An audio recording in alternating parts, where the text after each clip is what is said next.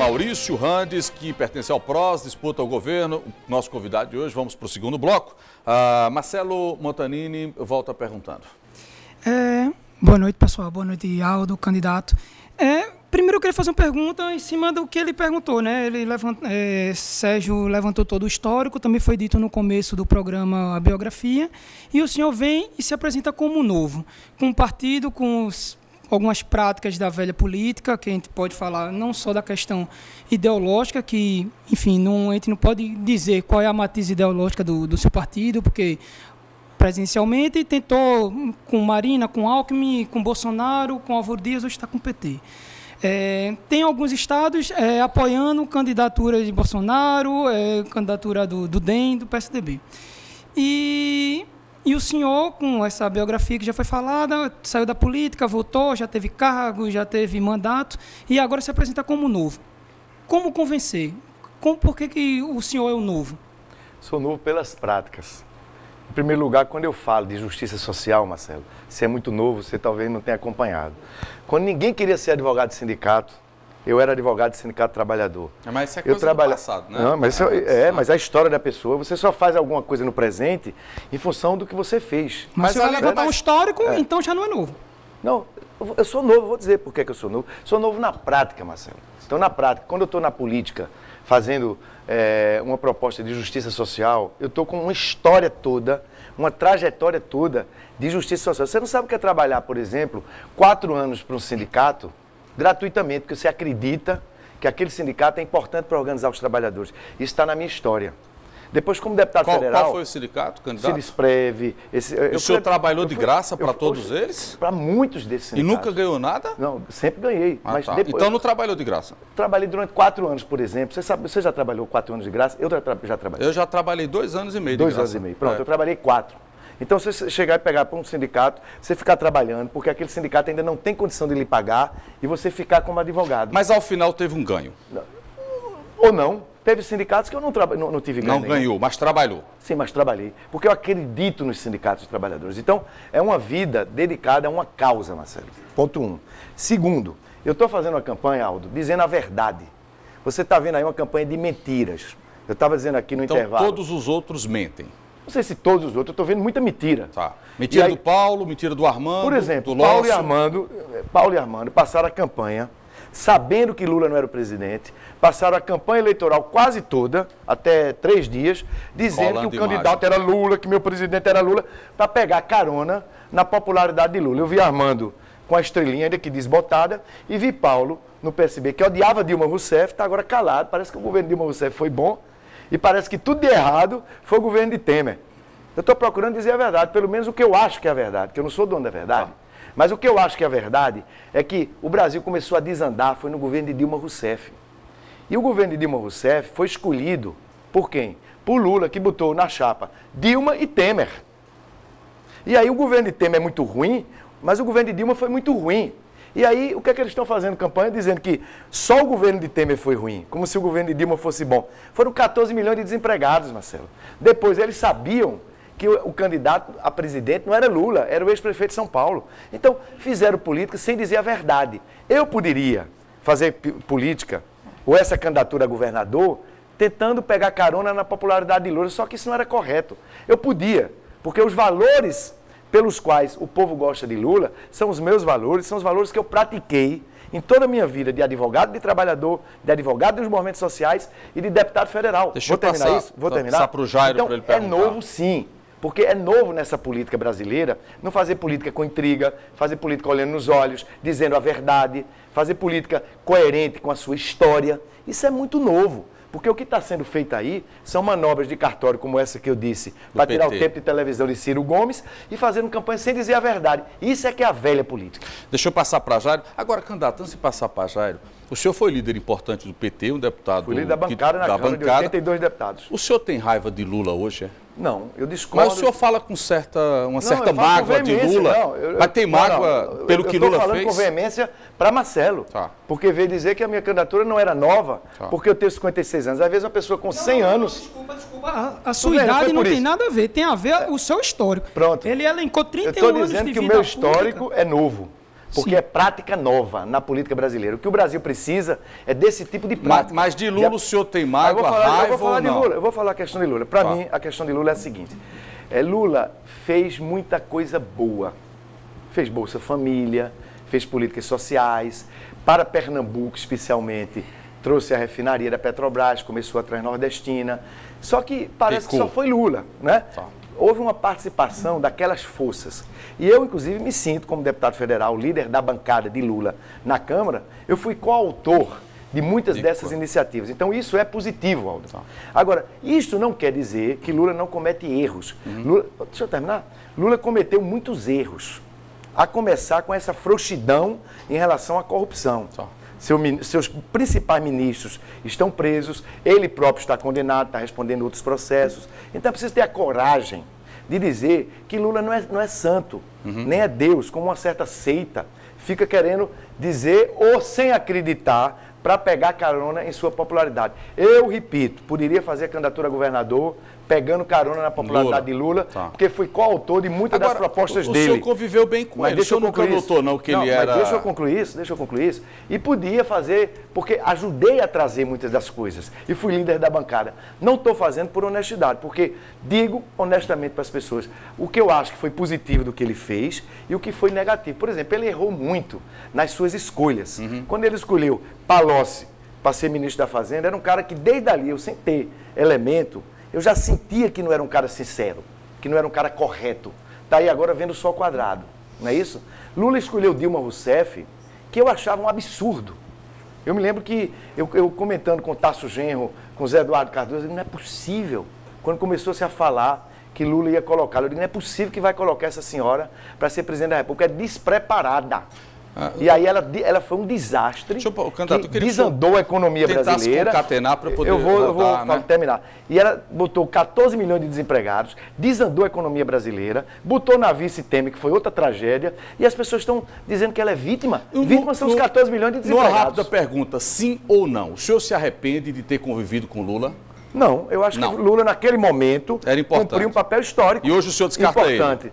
Eu acho que ele hoje está fora do jogo. Então, o candidato é Haddad. Ele, né? O candidato é Haddad. O candidato que eu acho que vai superar a fase ruim da política brasileira de hoje chama-se Ciro Gomes. Ele vai eliminar, ele vai superar essa polarização PT-PSDB que fez muito mal à sociedade brasileira. Vamos rodar. Jairo Lima. Estanque a democracia. Jairo Lima. Bom, boa noite, Aldo. Boa noite, colegas. Boa noite, candidato. Boa noite, telespectador. Justamente em cima do PDT. O PDT compõe a sua chapa majoritária, sua candidata a vice-governadora é a Isabela de Roldão, que é do PDT. O PDT compõe a base governista, não saiu do governo, né? E a gente fica imaginando aqui o que faria o senhor não compor novamente com o PSB num futuro governo, numa futura composição, já que o senhor está tentando se desvincular também da base governista para ser oposicionista nessa campanha? Jairo, a minha candidatura e de Isabela de Roldão tem um perfil muito claro.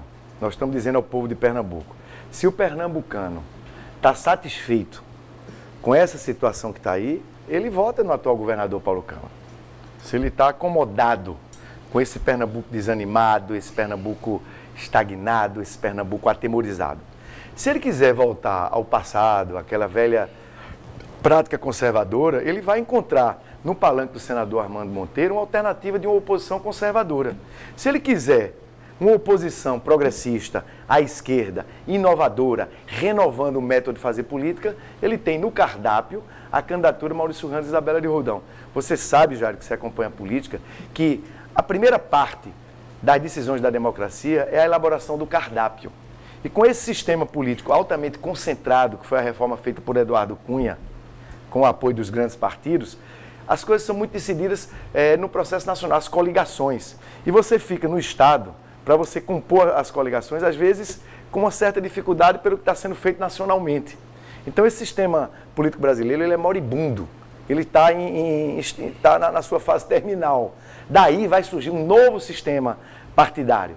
E aí o que se trata nesse momento é de você apresentar uma alternativa para Pernambuco com conteúdo programático. Isso aí nós estamos fazendo com toda clareza, mesmo sendo uma coligação menor, com apenas 3 partidos, navegando em meio em 2 grandes superestruturas. Mas voltaria para o PSB? Superestruturas. Não há hipótese. Desculpa, candidato, acho que o PSB, que o Jair... Já faz 2 anos que eu saí do PSB, 2 ou mais anos. Vou passar para o Antônio Lucena e depois para o Arthur, mas eu acho que o que o Jair quis dizer é essa permanência de cargos do PDT no governo. O senhor não se incomoda com isso, não? Assim, tem 80 cargos do PDT dentro do governo. Aí você quer o quê? Que eu chegue lá como coronel velho do asfalto e sair as pessoas que estão lá? Não seria mais coerente, não, para ter uma candidatura independente? Mas eu não mando nelas, Aldo. Isso é a velha política que você está reproduzindo aí, do jeito autoritário, que porque é candidato a governador, vai mandar as pessoas pedirem demissão do emprego. Mas não seria o rompimento com o sistema que tanto o senhor fala, não? Não, eu não estou falando rompimento com o sistema. Eu estou dizendo construir uma nova política. A começar por eliminar esse negócio do caciquismo. Não é porque eu sou candidato a governador que eu vou mandar nas pessoas que eventualmente são filiadas a um dos partidos da coligação e ocupam cargos. Quem falava de nova política era Eduardo Campos. Né? Eduardo Campos tinha essa coisa da nova política. E ele é dono da ideia de querer construir uma nova forma de fazer política. Eduardo Campos estava justamente percebendo que tinha que reinventar a política. Uma coisa que ele dizia com razão era: essa velha polarização PT e PSDB já deu o que tinha que dar. E você vê, ainda hoje... tem gente pensando com essa lógica, uma lógica de polarização, uma lógica binária. Na verdade, uma democracia, ela é muito mais do que apenas um contra o outro. É preciso você identificar propostas programáticas comuns para você ter saltos de qualidade. Antônio Lucena, cientista político, faz a pergunta. Boa noite, candidato. Boa noite a todos os colegas da bancada. Mas trabalhando sobre essa questão das alianças, né, e ter uma dúvida com o senhor. Veja, essa sua candidatura ela foi feita meio que tardiamente. Foi. Né, ela foi apresentada meio que, digamos assim, em cima da hora. O senhor se coloca como candidato do futuro, né? Mas ao mesmo tempo parece que algumas coisas atropelaram, como por exemplo o conteúdo que o senhor apresentou ao TRE do seu programa, ele só tem uma única página. Né? Então parece que as coisas meio que foram feitas em cima das coxas. O que é que o senhor teria a dizer sobre isso? Por que essa constituição da sua candidatura ela demorou tanto tempo? E também o que lhe distingue dos outros políticos, já que inclusive o senhor fez parte do próprio governo Eduardo, Paulo Câmara e assim por diante? Antônio, você percebeu que, você acompanhou o processo e viu que Pernambuco estava insatisfeito, como está, com o atual governo. Pernambuco não está vibrando com a oposição conservadora. E Pernambuco estava buscando uma alternativa. Essa alternativa estava sendo construída há 2 anos pela candidatura da vereadora, da Marília Reis. Essa candidatura foi tirada num verdadeiro estupro político.